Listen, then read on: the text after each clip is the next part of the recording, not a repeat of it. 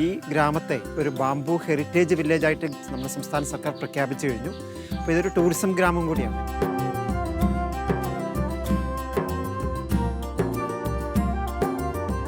മുളയുടെ സംബന്ധിച്ചോളം 5 വർഷം കൊണ്ട് നമുക്ക് നട്ട് വിളവെടുക്കാം എന്നുള്ളതാണ്. അത് പ്രായപൂർത്തിയാകും. അപ്പോൾ അതുകൊണ്ട് തന്നെ മുളയാണ് ഇനിയുള്ള കാലത്ത് ഏറ്റവും നല്ല കൃഷി മരത്തിന് പകരം ഉപയോഗിക്കാവുന്ന ഏറ്റവും നല്ല മരമായിട്ടാണ് ഇന്ന് മുളയെ കണക്കാക്കുന്നത്. വാട്ടർ ലെവൽ, നമ്മുടെ ഭൂഗർഭ ജലവിധാനം ഉയർത്തുന്ന ഏറ്റവും നല്ല മരം വാസ്തവത്തിൽ മുളയാണ്. കാരണം ഇതിൻ്റെ ചുവട്ടിൽ നമുക്കറിയാം ഒരു ബയോമാസ്, ഒരു സ്പോഞ്ച് പോലെ കിടക്കുന്നുണ്ടാവും. അപ്പം മഴ പെയ്യുമ്പോൾ ഓരോ തുള്ളി വെള്ളത്തെയും അത് താഴേക്ക് വലിച്ചെടുക്കുകയാണ് ചെയ്യുന്നത്. അങ്ങനെ മുള എവിടെ കൃഷി ചെയ്യുന്നോ അവിടെ വെള്ളമുണ്ടായിരിക്കും. തൊട്ടടുത്തുള്ള കിണറുകളിലെല്ലാം വെള്ളം നിറയും.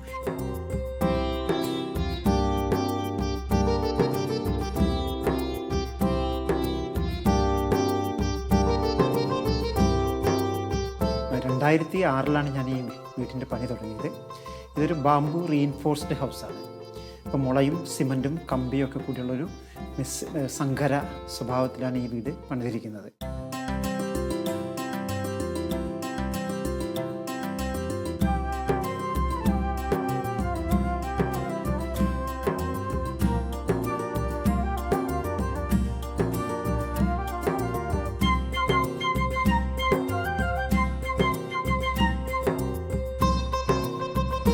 എൻ്റെ പേര് ബാബുരാജ്.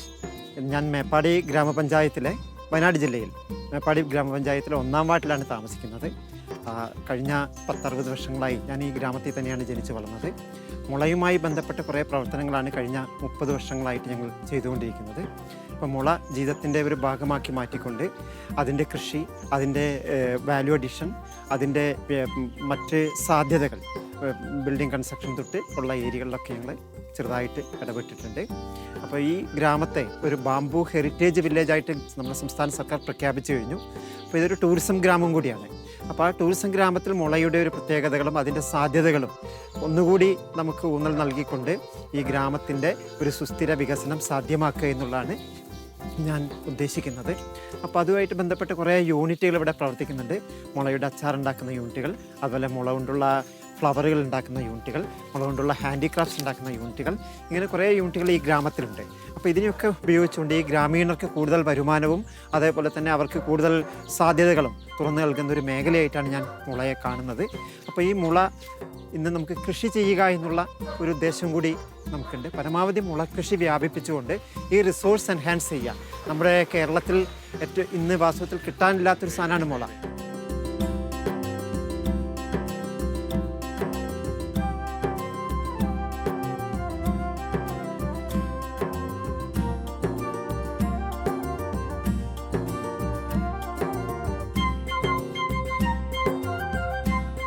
ഇത് ലോകത്തെ ഏറ്റവും വലിയ മുള എന്നറിയപ്പെടുന്ന ആനമുള ആണിത്. ഇത് ഡെൻഡ്രോക്ലാമസ് ജൈജാൻറ്റസ് എന്നാണ് ഇതിൻ്റെ ശാസ്ത്രീയ നാമം. ഇത് ഭയങ്കര വോളിയമാണ് ഈ മുളയ്ക്കുള്ളത്. കാരണം ഒരു മുളയ്ക്ക് ഏതാണ്ട് ഒരു 1000 രൂപ വരെ വിലയുണ്ട് മുള. അപ്പോൾ ഇത് കൃഷി ചെയ്താൽ ഒരു ഏക്കറിൽ 40 മുള വരെ നമുക്ക് കൃഷി ചെയ്യാൻ പറ്റും. അപ്പോൾ ഇവിടെ അടുത്തൊരു കുണ്ട മുളയ്ക്ക് ഇപ്പം വില പറഞ്ഞിരിക്കുന്ന ഒരു 5 ലക്ഷം രൂപയാണ് ഇതിൻ്റെ ഒരു കുണ്ട മുളയ്ക്ക് ഒറ്റ. അപ്പോൾ അത് ഏതാണ്ട് ഒരു 340ഓളം മുളകൾ അതിൻ്റെ ആ ഒരൊറ്റ കൂട്ടത്തിലുണ്ട്. അപ്പോൾ ഈ മുള നമുക്ക് ഹാൻഡിക്രാഫ്റ്റ്സിന്, അതേപോലെ ഫർണിച്ചറിന്, പിന്നെ മറ്റ് പല പലകകളാക്കാൻ മുളയെ നമുക്ക് ലംബറിങ് എന്നുള്ള ഒരു ടെക്നോളജി ഉണ്ട്. അതിവിടെ ബാംബു ലംബേഴ്സ് ഉണ്ടാക്കാൻ ഒക്കെ ഉപകരിക്കുന്ന ഏറ്റവും പ്രധാനപ്പെട്ടൊരു മുളയാണ് ഈ ഡെൻഡ്രോക്ലാമസ് ജൈജാൻറ്റസ്. ഇതിൻ്റെ ആയുസ് ഒരു 60 വർഷമാണ്.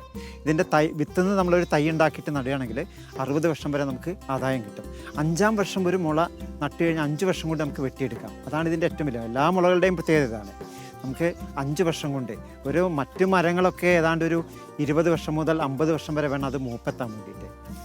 സാധാരണ മരങ്ങൾ, സാധാരണ ഇപ്പം സോഫ്റ്റ് വുഡ് ആയാലും ഹാർഡ് വുഡ് ആയാലും ഒക്കെ. പക്ഷേ മുളയുടെ സംബന്ധിച്ചോളം 5 വർഷം കൊണ്ട് നമുക്ക് നട്ട് വിളവെടുക്കാം എന്നുള്ളതാണ്. അത് പ്രായപൂർത്തിയാകും. അപ്പോൾ അതുകൊണ്ട് തന്നെ മുളയാണ് ഇനിയുള്ള കാലത്ത് ഏറ്റവും നല്ല കൃഷി മരത്തിന് പകരം ഉപയോഗിക്കാവുന്ന ഏറ്റവും നല്ല മരമായിട്ടാണ് ഇന്ന് മുളയെ കണക്കാക്കുന്നത്. അപ്പോൾ ഇത് കൃഷി ചെയ്ത് കഴിഞ്ഞാൽ നമുക്ക് ഒരു വർഷം ഏതാണ്ട് ഒരു 1.5 മുതൽ 2 ലക്ഷം രൂപ വരെ ആദായം കിട്ടാവുന്ന ഒരു കൃഷിയായിട്ട് നമുക്കിതിനെ മാറ്റിയെടുക്കാൻ പറ്റും ഒരേക്കറിൽ നിന്ന്. ആദ്യത്തെ വർഷം ഇതിൻ്റെ തൈയിൻ്റെ വളർച്ച വളരെ സ്ലോ ആയിരിക്കും. ഫസ്റ്റ് ഇയർ വെച്ചാൽ മുള നട്ട് കഴിഞ്ഞിട്ടുണ്ടെങ്കിൽ ആദ്യം അത് സ്ലീപ്പ് ചെയ്യാന്ന് പറയുക. സ്ലീപ്പ് ചെയ്യുക. ആ സ്ലീപ്പ് ചെയ്യുന്നത് എന്തിനാണെന്ന് വെച്ചിട്ടുണ്ടെങ്കിൽ അത് അതിൻ്റെ വളർച്ച താഴോട്ടായിരിക്കും. അതിൻ്റെ അർത്ഥം വെച്ചാൽ അതിൻ്റെ റൈസോമൊക്കെ ഫോം ചെയ്യുക, വേരുകൾ, അതിൻ്റെ ഫൗണ്ടേഷൻ റെഡിയാക്കുക തുടങ്ങിയ കാര്യങ്ങളായിരിക്കും ഒന്നാം വർഷം ഒരു മുളത്തൈ ചെയ്യുക. ഇത് നമുക്ക് ഒരു ഒന്നിക്ക് ഒന്ന് ഉള്ള ഒരു കുഴി എടുത്തുകൊണ്ട് തന്നെ നമുക്ക് നടാൻ പറ്റും. അതായത് ഒരടി ആഴവും ഒരടി വീതിയുമുള്ള ഒരടി ഇതായിട്ടുള്ള ഒരു കുഴി എടുത്തുകൊണ്ട് അതിൽ ചാണകവും മറ്റ് കമ്പോസ്റ്റോ അതൊക്കെ ഇട്ടുകൊണ്ട് ഈ ചെറിയ തൈ നമുക്ക് നടാം. പക്ഷേ ആദ്യത്തെ വർഷം അതിൻ്റെ വളർച്ച വളരെ സ്ലോ ആയിരിക്കും. രണ്ടാമത്തെ വർഷം ഒന്നുകൂടി അത് ശക്തി പ്രാപിക്കും. ഒരു 3 വർഷം ആകുമ്പോഴേക്കും അത് ലീപ്പ് എന്ന് പറയുക, കുതിക്കുക എന്ന് പറയുക. പിന്നെ അതിൻ്റെ ഒരു മഴക്കാലമാകുമ്പോഴാണ് ഇതിൻ്റെ പുതിയ ഷൂട്ടുകൾ വരിക. അത് 1 മാസം കൊണ്ട് തന്നെ അതിൻ്റെ മൊത്തം അടി ഏതാണ്ട് 60 മുതൽ 80 അടി വരെ ഉയരത്തിലേക്ക് അത് പോവുകയും അത് പിന്നീട് പുതിയ പുതിയ ഷൂട്ടുകൾ ഉണ്ടാകുകയും ഒരു 5 വർഷം കൊണ്ട് ഒരു 20 മുളയുടെ ഒരു കൂട്ടമായിട്ട് അത് മാറുകയും ചെയ്യും. അപ്പോൾ അതിൽ നമ്മൾ വെട്ടിയെടുക്കുന്ന ഒരു 4-5 മുള മാത്രമായിരിക്കും 5-ാമത്തെ വർഷം. പിന്നീട് തുടർച്ചയായി എല്ലാ വർഷങ്ങളും നമുക്കിതിൽ നിന്ന് വിളവ് കിട്ടുന്നതാണ്. അതാണ് മുളയുടെ ഏറ്റവും വലിയ പ്രത്യേകത. ഒരു മുളയുടെ മൂപ്പ്, നമ്മൾ മൂത്ത മുള മാത്രമേ വിട്ടുള്ളൂ. 5 വർഷം കഴിയുമ്പോൾ ഏറ്റവും മൂത്ത മുള മാത്രമേ വിട്ടുള്ളൂ. 6-ാം വർഷം നമുക്കൊരു 5 മുള വീതമാണ് നമുക്ക് വെട്ടിയെടുക്കാൻ പറ്റുക. അതിൽ ഏറ്റവും മൂത്ത മുള നമ്മൾ തിരിച്ചറിയുന്നത് ഇതിൻ്റെ ആ ബോഡിയിലുള്ള ആ കളർ വ്യത്യാസം കൊണ്ടാണ്. ഇപ്പോൾ ഇതിൽ നമുക്കറിയാം ഒരു ചാര കളറാണുള്ളത്. ഇത് മൂപ്പെത്താത്ത പുതിയ ഏറ്റവും ന്യൂ ഷൂട്ടാണിത്, പുതിയ ഷൂട്ടുകൾ. ഇനി പുതിയ ഷൂട്ട് ഈ വർഷം ജൂൺ ആകുമ്പോഴേക്കും പുതിയത് വരും. ഇത് കഴിഞ്ഞ വർഷം വന്ന മുളയാണ്. 1 വർഷം കൊണ്ടാണ് ഈ വണ്ണത്തിലേക്കും ഈ ഉയരത്തിലേക്കും ഈ മുള വലുതായിരിക്കുന്നത്. ഇതിലുള്ള ഈ പാണ്ടുകളാണ് ഇതിൻ്റെ പ്രായത്തെ നിർണ്ണയിക്കുന്നത്. ഇതിൽ നമുക്കധികം പാണ്ട് കളയുന്നില്ല. ഇത് കുറച്ചും കൂടി പാണ്ടുണ്ട്. ഇതാണ് ഇതിനേക്കാൾ മൂത്തത്. ഇങ്ങനെ നമ്മൾ ഈ പാണ്ടുകൾ നോക്കിയിട്ടാണ് നമുക്ക് മുള മൂത്തതാണോ അല്ലയോ എന്ന് നമ്മൾ തീരുമാനിക്കുകയും ആ മൂത്ത മുള മാത്രം വെട്ടിയെടുക്കുകയും ചെയ്യുന്നത്. ഇതിനേക്കാൾ മൂത്താണ് അത് ആ മുള. അപ്പോൾ അത് ഫസ്റ്റ് ഇയർ ആണ്, ഇത് സെക്കൻഡ് ഇയർ ആണ്. ഇങ്ങനെ നമുക്കതിനെ ഓരോ വർഷത്തെയും മുളകളെ നമുക്ക് ഇതാക്കാം. ഇതിൻ്റെ ഒപ്പം തന്നെ നമുക്കിതിൽ വേണം മാർക്ക് ചെയ്യാം. ഇപ്പം നമ്മൾ മുള വെച്ച് ആദ്യത്തെ വർഷം ഉണ്ടായാലൊരു ചുവന്ന കളറ്, രണ്ടാമത്തേലൊരു മഞ്ഞ പെയിൻറ്റ്, മൂന്നാമത്തേലൊരു നീല പെയിൻറ്റ്. അപ്പം നമുക്ക് ആ ആദ്യത്തെ വർഷമുള്ള ചുവന്നത് മാത്രമാണ് നമ്മൾ ആദ്യം വെട്ടുക. പിന്നെ അടുത്തത് മഞ്ഞ. ഇങ്ങനെ നമ്മളതിനൊരു സിസ്റ്റമാറ്റിക് ആയിട്ട്, ഒരു ശാസ്ത്രീയമായിട്ട് തന്നെ നമുക്ക് മുളയുടെ ഹാർവെസ്റ്റിംഗ് നമുക്ക് ചെയ്യാവുന്നതാണ്.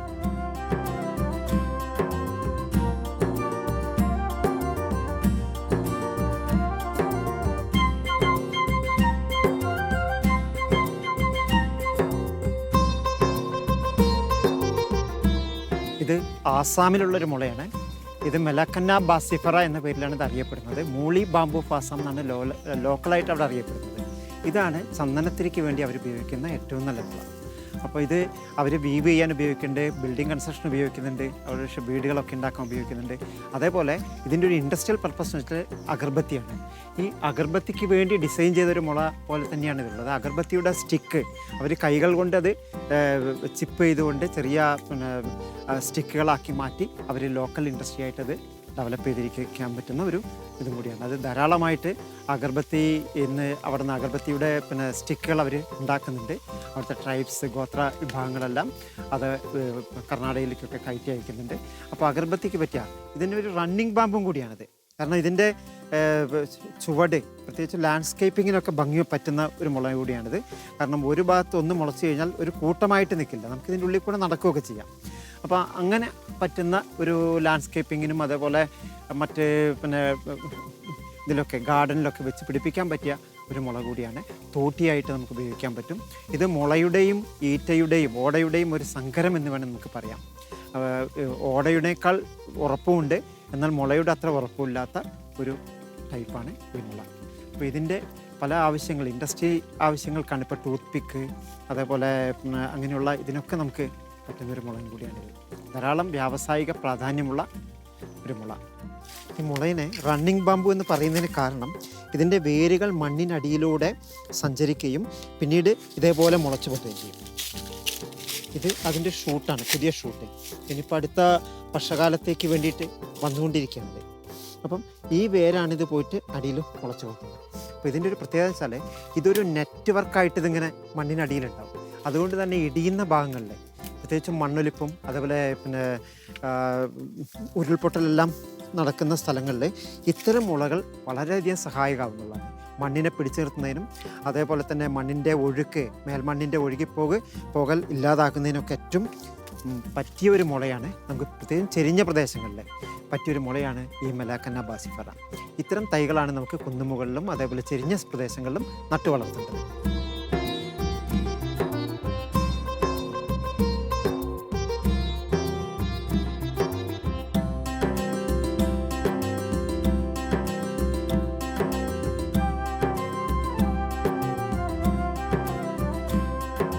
ഇത് മലയോട എന്നറിയപ്പെടുന്ന ഒരു ഓടയാണ്. നമ്മുടെ മല എല്ലാം പ്രത്യേകിച്ചും വയനാട്ടിലും അതേപോലെ തന്നെ ഇടുക്കി ഭാഗങ്ങളിലെല്ലാമുള്ള മലകളിൽ ഇത് ധാരാളമായിട്ട് വളർന്നു നിൽക്കുന്നുണ്ട്. ഇതിൻ്റെ നോഡിന് നല്ല ലെന്ത് ഉണ്ട് എന്നുള്ളതാണ് ഇതിൻ്റെ പ്രത്യേകത. നെയ്ത്തിനൊക്കെ പറ്റിയ മുളകളാണിത്. ഇത് കേരളത്തിൻ്റെ തനതായൊരു മുളയാണ്. അപ്പോൾ ഇതുകൊണ്ടാണ് നമ്മൾ പണ്ടുകാലത്ത് കൊട്ട മുറം പോലെയുള്ള നമ്മുടെ ട്രഡീഷണൽ വർക്കേഴ്സ് ധാരാളമായിട്ട് കൊട്ട മുറമൊക്കെ ഉണ്ടാക്കിയിരുന്നത് ഈ ഓട വെച്ചിട്ടാണ്. അപ്പോൾ ഇതിൻ്റെ നോഡിന് നമുക്ക് കണ്ടറിയാം, ഇതാണ് ഒരു നോഡ്, ഇതാണ് മറ്റൊരു നോഡ്. അപ്പോൾ ഈ മുറം പോലെയുള്ള സാധനങ്ങളൊക്കെ നെയ്യാൻ പറ്റിയ മുട്ട അകലമുള്ള ഓടയാണിത്. ഇതിന് നമുക്ക് ഇന്ന് പിന്നെ ധാരാളമായിട്ട് നമുക്ക് വെച്ച് പിടിപ്പിക്കേണ്ടതുണ്ട്. കാരണം ഇത് നമുക്ക് ഇതിൻ്റെ ഒരു വ്യാവസായിക പ്രാധാന്യം എന്ന് പറഞ്ഞാൽ നെയ്ത്ത് ബാസ്ക്കറ്ററി ആയിട്ട് ബന്ധപ്പെട്ട എല്ലാ മേഖലകളിലേക്കും നമുക്ക് ഇതിനെ കൊണ്ടുപോകാം. അതിൻ്റെ ഒപ്പം തന്നെ ഏറ്റവും കൂടുതൽ ഫൈബർ കണ്ടൻ്റ് ഉള്ളൊരു സാധനം കൂടിയാണിത്. ഇതിനെ നമുക്ക് ചതച്ച് നമുക്ക് നൂലുകളാക്കി മാറ്റി വസ്ത്രനിർമ്മാണത്തിന് ഉപയോഗിക്കാം. അപ്പോൾ ബാംബു ഫൈബർ ഇൻഡസ്ട്രി എന്നൊരു സാധനം കേരളത്തിൽ നിന്ന് ഡെവലപ്പ് ചെയ്തിട്ടുള്ള, ഇന്ന് ഇന്ത്യയിൽ വരുന്ന ഫൈബർ കംപ്ലീറ്റ് ചൈനയിൽ നിന്ന് ഇറക്കുമതിയാണ്. കോടിക്കണക്കിന് ടണ്ണാണ് ഒരു വർഷം ഇറക്കുമതി ചെയ്യുന്നത് ചൈനയിൽ നിന്ന്. അതിന് പകരം ലോക്കലായിട്ട് എംപ്ലോയ്മെൻറ്റ് ഉണ്ടാക്കിയെടുക്കാൻ പറ്റുന്ന പ്രാദേശിക തൊഴിൽ വർധനവിന് ഏറ്റവും ഉപകരിക്കുന്ന ഒരു ഓടവർഗാണിത്. ഇത് നമുക്ക് ഇതിൻ്റെ ഫൈബർ എടുത്തുകൊണ്ട് പലതരത്തിലുള്ള ഡ്രസ്സുകൾ ഇന്ന് ഇവിടെ ഇറങ്ങുന്നുണ്ട്. ബെഡ്ഷീറ്റുകളും അതേപോലെ ബനിയൻ ക്ലോത്തുകളും ഒക്കെ ഇറങ്ങുന്നുണ്ട്. അപ്പോൾ ഇങ്ങനെ ഏത് ഇൻഡസ്ട്രിക്കും അല്ലെങ്കിൽ ഈ ഫൈബർ ഇൻഡസ്ട്രിക്ക് പറ്റിയ ഏറ്റവും നല്ല കൂടിയാണ്. അതോടൊപ്പം തന്നെ ബാസ്ക്കറ്റ് ഇൻഡസ്ട്രിക്കും. അപ്പോൾ ഇത് നമ്മൾ സംരക്ഷിക്കേണ്ട ഒരു സാധനമാണ്. ഇന്നിപ്പം പല ഭാഗങ്ങളും ഇത് പൂത്തുപോയിക്കൊണ്ടിരിക്കുകയാണ്. പൂത്തുപോയി കഴിഞ്ഞാൽ വീണ്ടും ഒരു 6 വർഷം കൂടി കഴിഞ്ഞാൽ വീണ്ടും അത് വലുതായി വരണമെങ്കിൽ, അപ്പം നമുക്ക് ആ പൂത്തുപോയിട്ടുള്ള പ്രശ്നം എന്ന് പറഞ്ഞാൽ പുതിയ തൈകൾ ഉണ്ടാകുക. ആ തൈകൾ മുഴുവൻ മാനും അതേപോലെ ഇതൊക്കെ തിന്ന് അതിൻ്റെ വളർച്ച ഇല്ലാതാക്കി മെല്ലെ ഇപ്പം നമ്മളെ മുത്തങ്ങ കാടുകളിലൊക്കെ പറ്റിപ്പോയതുപോലെ വീണ്ടും മുള വളരാത്തൊരവസ്ഥ വരികയും ചെയ്യും. ഇതിൻ്റെ തൈകൾ ശേഖരിച്ച് നഴ്സറികളാക്കി മാറ്റി അത് പ്രാദേശിക സ്ഥലങ്ങളിൽ തന്നെ വെച്ച് പിടിപ്പിച്ച് ഇതിൻ്റെ ഒരു റിസോഴ്സ് എൻഹാൻസ് ചെയ്യുക എന്നുള്ളത് വളരെ പ്രധാനപ്പെട്ട ഗവൺമെൻറ്റിൻ്റെ അടിയന്തര ശ്രദ്ധ പതിയേണ്ട ഒരു മേഖല കൂടിയാണ് നമ്മുടെ റിസോഴ്സിൻ്റെ ഈ മുളയുടെ ഈ ഓടയുടെ കാര്യത്തിൽ. ഇതിന് മലയോട എന്നാണ് ഇതിന് പറയുന്നത്. ഇനി ഇതേപോലെ തന്നെ ഈറ്റ എന്നൊരു ഇതുണ്ട്. ആ ഈറ്റ നമുക്ക് തൊട്ടടുത്ത് തന്നെയുണ്ട്. ഇത് ഈറ്റയിൽപ്പെട്ടാണ്. നമ്മളെ ഈറ്റ എന്ന് പറഞ്ഞാൽ നമ്മളെ ഒക്കുലാൻഡ്ര ട്രാവൻകൂറിക്ക എന്ന തിരുവിതാംകൂർ ഈറ്റ എന്നറിയപ്പെടുന്ന ഇതിൻ്റെ ഒരു ഇതാണിത്. ഇതും പണ്ടുകാലത്ത് നെയ്ത്തിന് ധാരാളമായിട്ട് ഉപയോഗിക്കുന്നുണ്ട്. ഇതാണ് പനമ്പ് നിർമ്മാണത്തിന് ഉപയോഗിക്കുന്നത്. ബാംബു കോർപ്പറേഷനൊക്കെ പനമ്പ് നിർമ്മാണത്തിനും അതുപോലെ ബാംബു ടൈൽസ് ഉണ്ടാക്കുന്നതിനൊക്കെ ഉപയോഗിക്കുന്ന ഒരു സാധനം കൂടിയാണിത്. അപ്പം ടൈൽ നിർമ്മാണം മാത്രമല്ല, ബാംബു ഷീറ്റുകൾ, ബാംബു പ്ലൈബോർഡുകൾ നിർമ്മിക്കുന്നതിനൊക്കെ ഇതാണ് ഉപയോഗിക്കുന്നത്. നമ്മളെ ബാംബു പ്ലൈ ഉണ്ടാക്കുന്നത്. ഇതെടുത്ത് അത് അളികളാക്കി മാറ്റി നെയ്ത് വലിയ മാറ്റുകളാക്കി മാറ്റി അത് ഹോട്ട് പ്രസ് ചെയ്തിട്ടാണ് ബാംബു പ്ലൈ ഉണ്ടാക്കുന്നത്.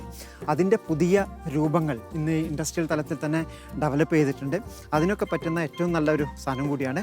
പുഴയോര സംരക്ഷണത്തിനും അതേപോലെ മണ്ണൊലിപ്പ് തടയുന്നതിനൊക്കെ ഈറ്റകളും മുളകളും ഒക്കെ ഭയങ്കരമായിട്ട് ഗുണം ചെയ്യുന്നുണ്ട്. അപ്പോൾ അതും കൂടി നമുക്ക് കൺസിഡർ ചെയ്യേണ്ടതുണ്ട്. ഇത്തരം ഇതുകളാണ് നമ്മുടെ പുഴയോരത്ത് മുഴുവൻ വെച്ച് പിടിപ്പിക്കേണ്ടത്.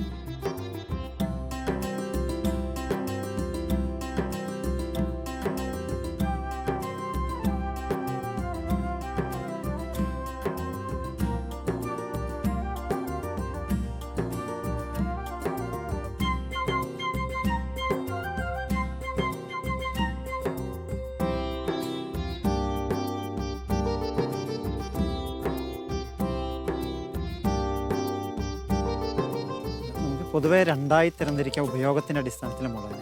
ഒന്ന് അലങ്കാര മുളകളും അതേപോലെ തന്നെ വ്യാവസായിക പ്രാധാന്യമുള്ള മുളകളും, കൊമേഴ്ഷ്യൽ ബാംബൂസ്.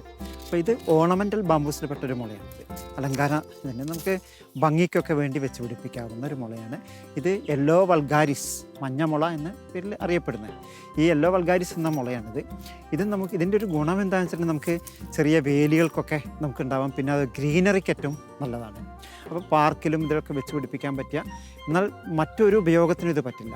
അപ്പോൾ വേലി പോലെയുള്ള സാധനങ്ങൾക്ക് പറ്റും, അതേപോലെ ഭംഗിക്ക് പറ്റും.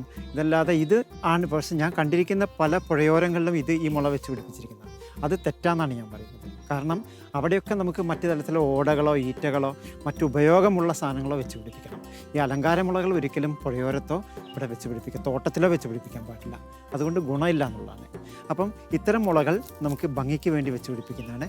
ഇതേപോലുള്ള അനേകം അലങ്കാരമുളകളുണ്ട്. ഇതിന് ബാലി ഗോൾഡ് എന്നൊക്കെ പറയുന്ന തരത്തിലുള്ള മുളകൾ.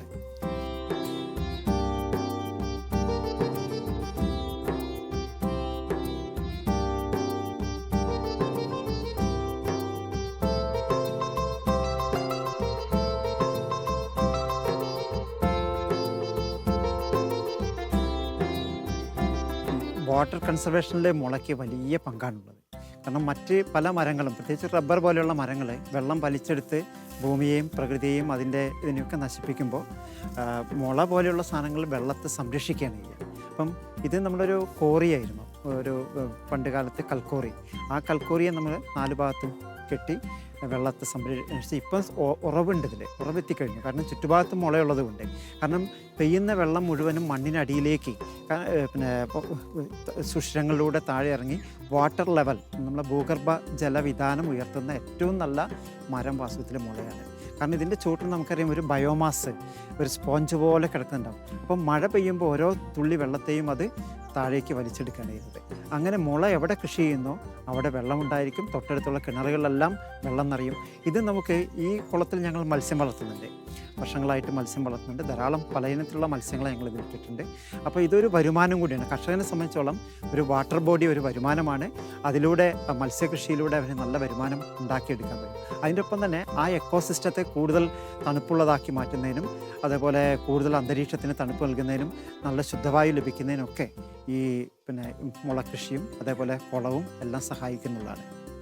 കേരളം നേരിടുന്ന വലിയൊരു പ്രശ്നം ഇന്ന് ക്ലൈമറ്റ് ചേഞ്ചുമായിട്ട് ബന്ധപ്പെട്ടാണ്. നമ്മുടെ കൃഷിഭൂമിയായി ബന്ധപ്പെട്ട് കർഷകർക്ക് വരുമാനവുമായി ബന്ധപ്പെട്ട്.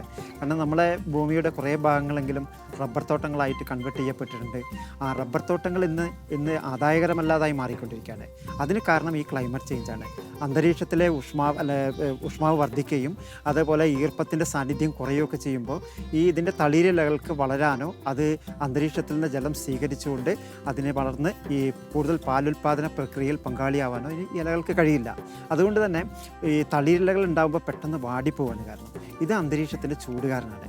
അതിൻ്റെ ഒപ്പം തന്നെ ഭൂഗർഭ ജലവിധാനം വല്ലാണ്ട് താന്നു പോയിട്ടുണ്ട് കേരളത്തിൽ. അതുകൊണ്ട് തന്നെ റബ്ബർ മരങ്ങൾ സമീപ ഭാവിയിൽ തന്നെ ഇല്ലാതാകുന്നൊരവസ്ഥ കൂടി വരും. ഒരു 10-20 വർഷമായിരിക്കും ഇനി കേരളത്തിലെ റബ്ബർ മരങ്ങളുടെ ആയുസ്.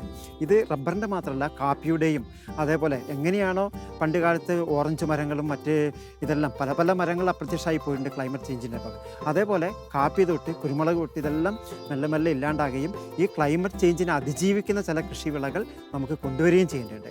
അങ്ങനെ വരുമ്പോഴാണ് അതിലൊന്നാണ് ശരിക്കും മുളകൃഷി എന്നുള്ളത്. മുളകൃഷിയിലൂടെ നമുക്ക് അന്തരീക്ഷത്തിൻ്റെ താപനിലയെ പിടിച്ചു നിർത്താൻ കഴിയും. അതിനിപ്പം മണ്ണിൻ്റെ വളക്കൂറ് നിയന്ത്രിക്കാൻ കഴിയും. ഭൂഗർഭ ജലവിധാനത്തെ ഉയർത്താൻ കഴിയും. അതിൻ്റെ ഒപ്പം തന്നെ കർഷകൻ അത് നല്ലൊരു വരുമാനമായി മാറ്റിക്കൊണ്ട് വിൽക്കാൻ കഴിയും. ആ മുള ഉപയോഗിച്ചുള്ള വ്യവസായങ്ങൾ നമുക്കിവിടെ വളർത്തിയെടുക്കാൻ കഴിയും. ഈ ലിങ്കാണ് നമ്മൾ ഇന്ന് കേരളത്തിൽ എസ്റ്റാബ്ലിഷ് ചെയ്യേണ്ടത്. അപ്പം വരും കാലത്തെ ക്ലൈമറ്റ് ചേഞ്ചിനെ അതിജീവിക്കാൻ പറ്റുന്ന ഏറ്റവും നല്ലൊരു കൃഷി വിളയായിട്ടാണ് നമ്മളിനി മുളയെ കാണേണ്ടതെന്നാണ് എനിക്ക് തോന്നുന്നത്.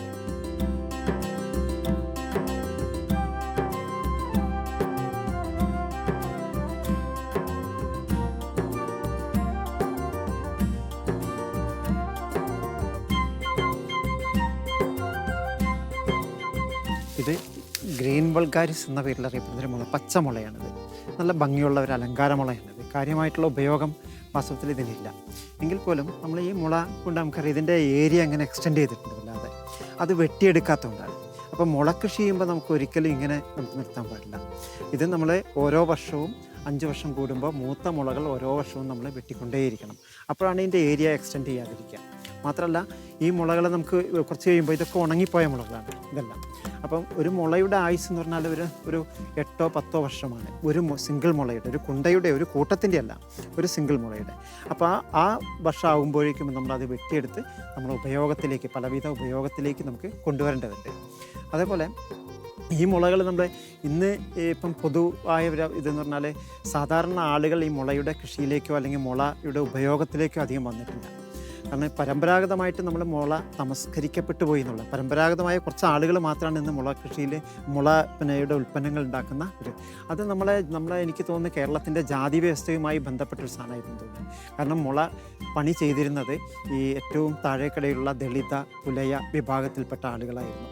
അതുകൊണ്ട് തന്നെ മറ്റ് വിഭാഗക്കാർ മുളയെയും മുളപ്പണിയെയും ഇതിനെയൊക്കെ മാറ്റി നിർത്തപ്പെട്ട, നമ്മളെ സമൂഹത്തിൻ്റെ മുഖ്യധാരയിൽ നിന്ന് മാറ്റി നിർത്തപ്പെട്ട ഒരു ഇതായിട്ട് മാറി. അങ്ങനെ ഒരു മുളയെ നമ്മളൊരു പുല്ലായി അല്ലെങ്കിൽ നമുക്ക് ഉപയോഗമില്ലാത്തൊരു വസ്തുവായിട്ട് നമ്മൾ പരിഗണിച്ചു എന്നുള്ളതാണ്. അപ്പോൾ അത് മാറിക്കൊണ്ട് നമുക്ക് മുളയിലുള്ള ഈ ജാതി വ്യവസ്ഥയെ നമ്മൾ ഇല്ലാണ്ടാക്കണം. കാരണം ഇത് മുള പറയരുടെയോ അല്ലെങ്കിൽ ദളിതരുടെയോ മാത്രമുള്ള ഒരിതല്ല, ഇതൊരു റിസോഴ്സല്ല, ഇത് കേരളത്തിൻ്റെയോ അല്ലെങ്കിൽ മൊത്തം ജനങ്ങളുടെ റിസോഴ്സാണ്. അതിലുള്ള ജാതി വ്യവസ്ഥ ഇല്ലാതാക്കി ഏതൊരാൾക്കും നമുക്ക് ഈ മുള കൃഷി ചെയ്യുന്നതിനും അതിൻ്റെ ഉൽപ്പന്നങ്ങൾ ഉണ്ടാക്കുന്നതിനും മുള കൊണ്ടുള്ള വരുമാനം ഉണ്ടാക്കുന്നതിനും കഴിയുന്ന ഒരു മാനസികാവസ്ഥയിലേക്ക് കേരളീയ സമൂഹം നമുക്ക് മാറേണ്ടിയിരിക്കുന്നു. അപ്പം അങ്ങനെ നമുക്ക് മുളയെ ഒരു എനിക്ക് തോന്നുന്നു മുളയാണ് ശരിക്കും തെങ്ങിനേക്കാൾ നമ്മുടെ ദേശീയ അല്ലെങ്കിൽ സംസ്ഥാന വൃക്ഷമായിട്ട് നമുക്ക് പ്രഖ്യാപിക്കേണ്ടത് മുളയാണെന്ന് തോന്നുന്നു. കാരണം ഇതൊരു സീറോ വേസ്റ്റ് മരം കൂടിയാണ്. ഇതിൻ്റെ എല്ലാ സാധനങ്ങളും നമുക്ക് മുളയുടെ ഓരോ ചില്ലകൾ പോലും ഇപ്പം നമുക്ക് ഇന്ന് പെട്രോൾ ഉണ്ടാക്കാൻ വേണ്ടിയിട്ട് അല്ലെങ്കിൽ എത്തനോൾ നിർമ്മിക്കുന്നതിന് ഏറ്റവും കൂടുതൽ എത്തനോൾ നിർമ്മിക്കാൻ വേണ്ടി ഉപയോഗിക്കുന്ന ഒരു റോ മെറ്റീരിയലാണ് ബെസ്റ്റിൽ മുള. ഇപ്പോൾ നമ്മൾ കൃഷി ചെയ്യുന്നത് 5 വർഷം കൂടുമ്പോഴാണ് നമ്മൾ മുള വെട്ടിയെടുക്കാൻ പോകുന്നത്. പക്ഷേ എത്തനോൾ നിർമ്മാണത്തിന് നമുക്ക് ഓരോ വർഷവും നമുക്ക് മുള വെട്ടിയെടുക്കാം. അതിൻ്റെ ചില്ലകളും ശാഖകളും അതിൻ്റെ തണ്ടും എല്ലാം നമുക്ക് എത്തനോൾ നിർമ്മിക്കാൻ വേണ്ടിയിട്ട് ഉപയോഗിക്കാനുള്ള. അപ്പോൾ ഭാവിയിലുള്ള പെട്രോളാണ് മുള. അതാണ് നമ്മൾ തിരിച്ചറിയേണ്ടത്. അപ്പോൾ ഇത്തരത്തിൽ കർഷകന് വരുമാനം ഉണ്ടാകും. അതേപോലെ തന്നെ ഇപ്പോൾ ഈ ഫോസിൽ ഇന്ധനങ്ങൾക്ക് പകരം നമുക്ക് ഉപയോഗിക്കാവുന്ന ഇന്ധനമായിട്ട് ഇതിനെ മാറ്റാം. അനേക വ്യവസായങ്ങൾക്കുള്ള അസംസ്കൃത വസ്തുവായിട്ട് നമുക്കിതിനെ മാറ്റാം. അങ്ങനെ മാറുമ്പോഴാണ് നമ്മുടെ മുളയുടെ ഒരു കൾച്ചർ നമുക്ക് രൂപപ്പെടുത്താൻ കഴിയുക. ഇത് കേരളത്തെ സംബന്ധിച്ചോളം അതിന് സമയമായി എന്നാണ് എനിക്ക് തോന്നുന്നത്.